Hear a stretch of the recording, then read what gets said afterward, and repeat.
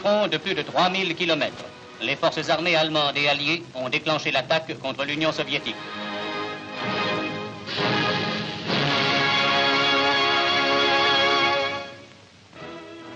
L'Allemagne et la Finlande sont devenues sœurs d'armes.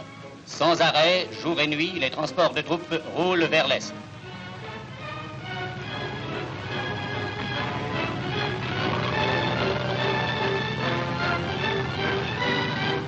À travers la toundra, les armées du Reich se dirigent vers la frontière finno-soviétique. Partout, la population finlandaise fait un accueil chaleureux aux troupes allemandes.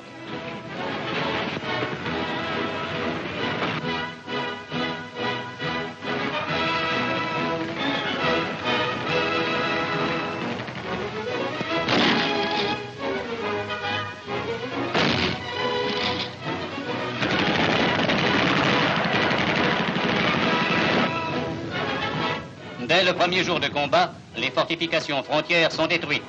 Leningrad est menacée. Vers Kovno. À la frontière lituano-soviétique, après des combats d'une rare violence, les bolcheviks commencent à faiblir.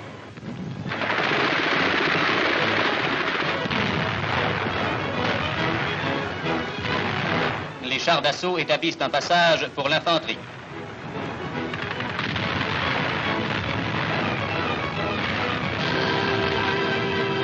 Deux jours seulement après le début des opérations, la forteresse de Kovno est tombée aux mains des forces allemandes.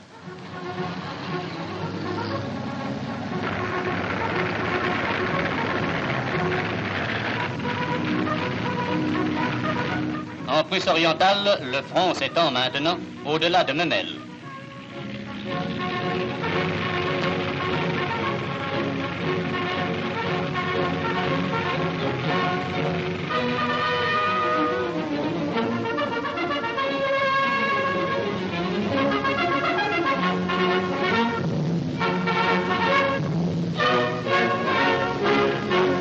Les couleurs lituaniennes flottent au-dessous des couleurs du Reich.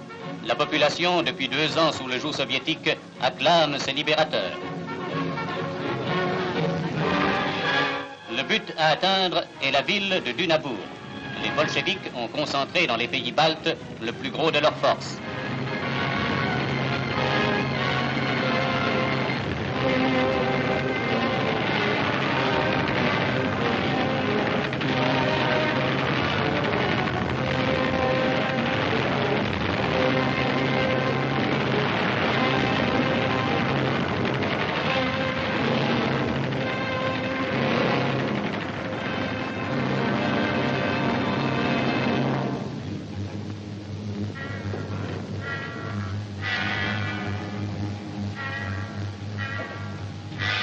Une femme soldat soviétique. À ses côtés, 2 commissaires rouges qui s'étaient transformés en francs-tireurs. Des bagnards libérés par les bolcheviks sont devenus des combattants pour la révolution mondiale.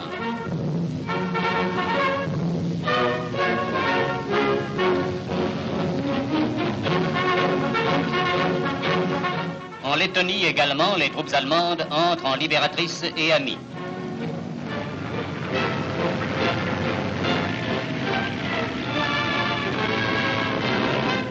En étroite coopération, l'infanterie et les chars d'assaut s'approchent de plus en plus de la forteresse de Dunabour.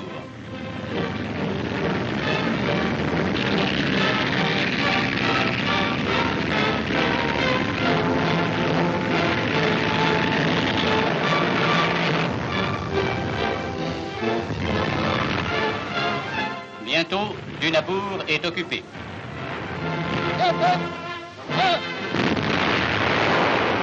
Les îlots de résistance soviétiques sont ensuite supprimés.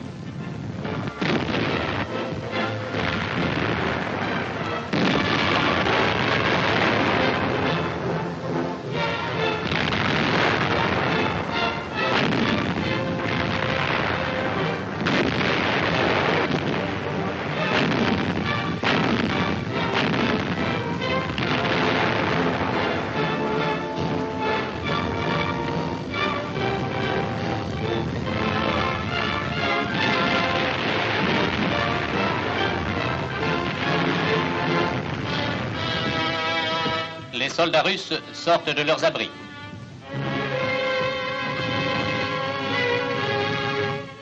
Des chars d'assaut ennemis viennent d'être détruits.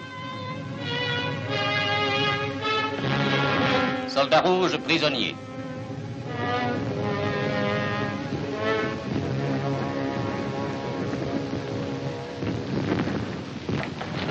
Près de Bielostok avancent des forces allemandes.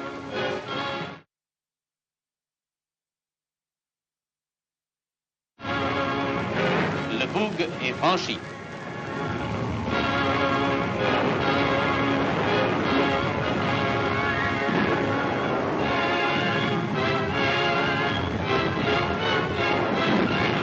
Les Rouges, retranchés dans une usine, se défendent opiniâtrement.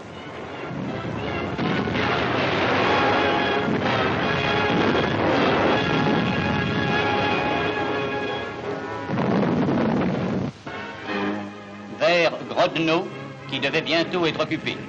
Les bolcheviks en retraite ont incendié les villages. Pas une seule maison n'a été épargnée.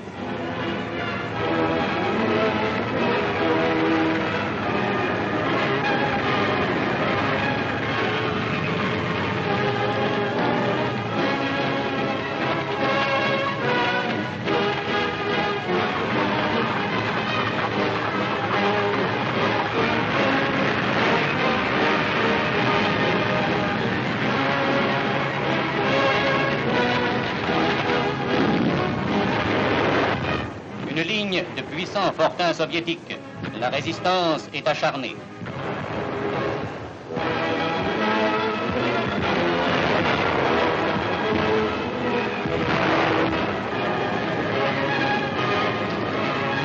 L'artillerie et les troupes du génie d'assaut ont bien rempli leur mission.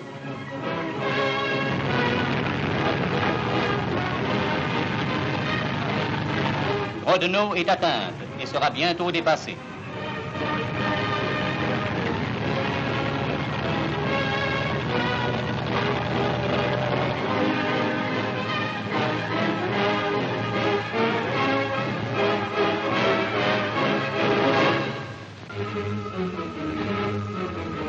De puissantes formations blindées soviétiques se préparent à attaquer.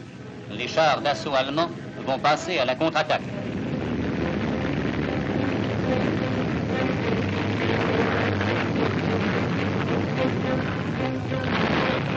La bataille se développe sur un front de plus en plus étendu.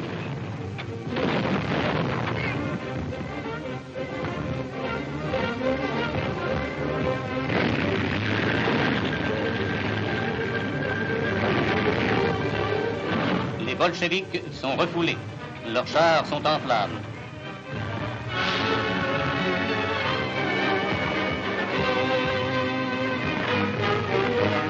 Sans répit, les troupes allemandes poursuivent leur avance en direction de Minsk. La ville devait bientôt être dépassée.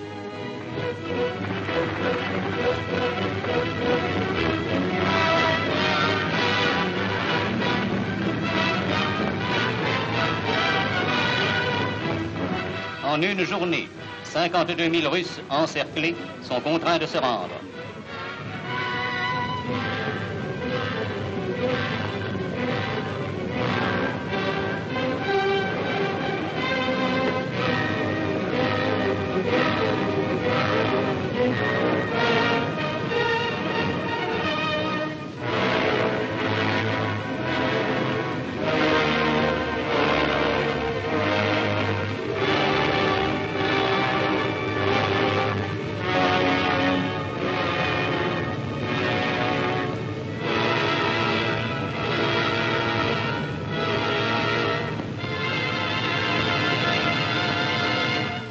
La bataille s'engage devant la citadelle de Brest-Litovsk, puissante forteresse soviétique sur la frontière du gouvernement général.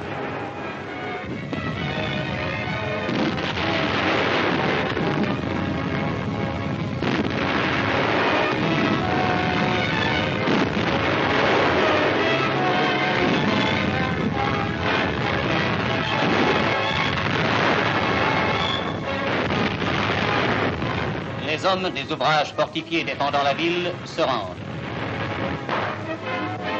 les Rouges continuent à se battre dans la cour même de la citadelle.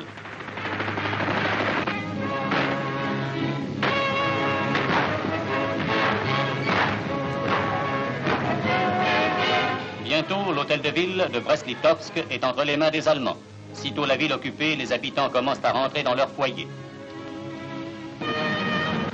Au sud, les troupes avancent maintenant vers Lemberg, qui devait être prise le lendemain.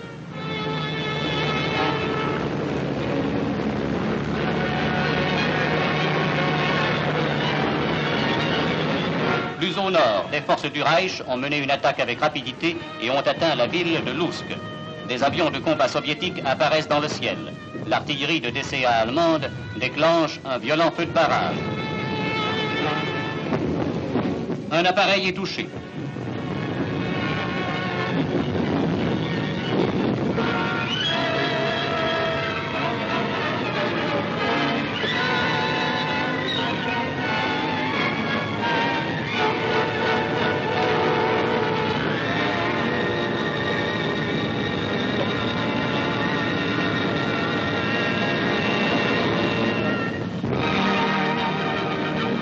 L'avion s'est écrasé au sol. En une seule journée, 285 avions russes ont été détruits.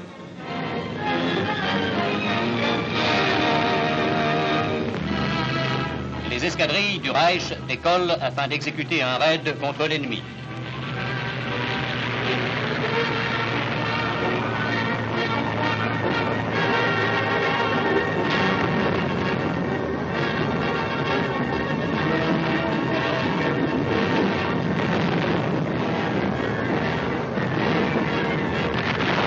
Les bombes pleuvent sur les concentrations de troupes, les colonnes ennemies en marche, contre les fortifications et les aménagements de voies de communication. L'artillerie de DCA ennemie ouvre un violent feu de barrage, mais les avions allemands poursuivent leur route sans subir de pertes. Les escadrilles attaquent maintenant les troupes rouges qui se dissimulent dans les forêts.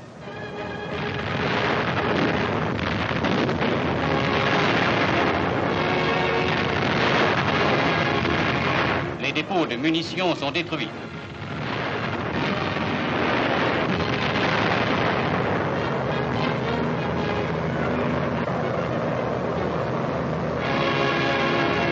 Les routes, suivies par les troupes en pleine déroute, sont violemment bombardées. Rompant toutes les résistances, les troupes allemandes avancent vers l'intérieur du pays. Après 14 jours de combat, le Dniepr est atteint.